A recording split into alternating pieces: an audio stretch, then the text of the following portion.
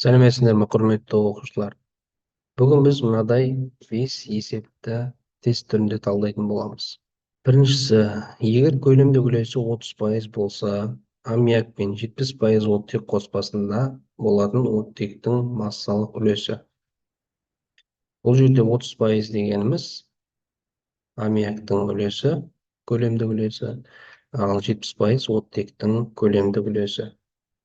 Көлемдік үлесі бізде фи әрпімен белгіленеді. Көлемдік үлес аммиак тең 30%. Көлемдік үлес оттек тең 70%. Осы пайыздан құтылып, біз осы екі заттың зат мөлшерін таба аламыз. Яғни зат мөлшері аммиак тең болады 30 бөлінген 100 тең 0,3 моль. Зат мөлшері оттек тең болады 70 бөлінген 100. Бұл тең бізде 0,7 мольге. Енді осы зат мөлшері арқылы біз екі заттың массасын тауып аламыз. Яғни масса аммиак тең болады 0,3 көбейтілген 17. Бұл бізде 5,1 граммды береді. Әрі қарай масса оттек тең болады 0,7 көбейтілген 32. Бұл бізде 22,4 граммды береді екен. Осы екеуінің қоспасын шығарамыз. Осы екі массаны қосқанда бізде 27,5 грамм шығады екен. Енді осы арқылы омеганы табамыз. Омега массалық үлес. Оттек тең болады масса оттек бөлінген масса қоспа көбейтілген 100%. Тең оттектің массасы бізде 22,4 грамм болды. Яғни 22,4 бөлінген 27,5 көбейтілген 100%. Бұда бізде 81% шығады екен. Екінші есеп. Жез 80% мыс және 20% мырыштан тұрады. Құрамында 130 грамм мырыш бар жездің массасы. Екінші есеп. Жез 80% мыс және 20% мырыштан тұрады. Құрамында 130 грамм мырыш бар жездің массасы. Яғни осы 130 грамм бізде 20% құрап тұр. Демек 130 грамм 20%, x грамм 100% дейміз. Осыдан x табу үшін 130-ды 100-ге көбейтіп 20-ға бөлеміз. Сонда 650 грамм шығады екен. Үшінші есеп. Егер көлемдік үлесі 40% болса, аммиак пен оттек қоспасындағы оттектің массалық үлесі. Бұл 40% бізде оттектік болып тұр. Көлемдік үлес фи оттек тең болады 40%-ға. Көлемдік үлес аммиак тең қалған 60%. Бірінші есептегіде екеуінің зат мөлшерін есептеп аламыз. Яғни зат мөлшері оттек тең болады 0,4. Зат мөлшері аммиак тең болады 0,6 моль. Осы зат мөлшері арқылы екеуінің де массасын есептейміз. Яғни масса оттек тең болады 0,4 көбейтілген 32. Бұл бізде 12,8 грамм береді. Әрі қарай масса аммиак тең болады 0,6 көбейтілген 17. Бұл бізде 10,2 грамм болады. Екеуінің қоспасының массасы 23 грамм болды.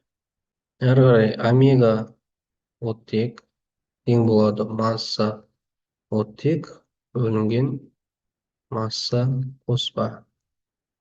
Яғни бұл жерде газдар қоспасы болып тұр. Көбейтілген 100%. Тең 12,8 бөлінген 23 көбейтілген 100%. Бұл бізде 55,65%-ді береді.